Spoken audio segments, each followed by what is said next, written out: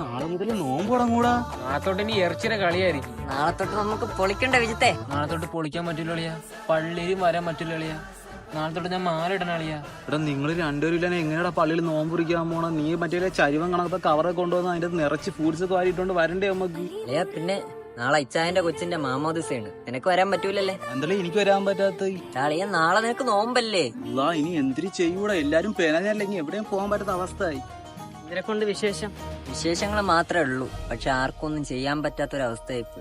എന്ത് പറ്റി? അതൊന്നും പറയണ്ട അളിയാ. എന്നാ നീ ഒന്നും പറയണ്ട, അമീനെ നീ പറയടാ. അങ്ങനെ പറയാലേ അളിയാ. പറയാൻ കൊറേ ഉണ്ടാ. നാളെ എനിക്ക് നോമ്പ് തുടങ്ങും. ഇവൻ മാലിടാൻ പോകും നാളെ. പിന്നെ ഇവന്റെ അച്ഛന്റെ പള്ളി സമൂസ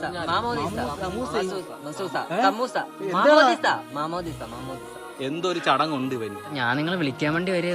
നാളെ എന്റെ വീട്ടിലെ പാലിയാച്ചുണ്ട്. എന്റെ അല്ലാ അയ്യപ്പാ കർത്താവേ.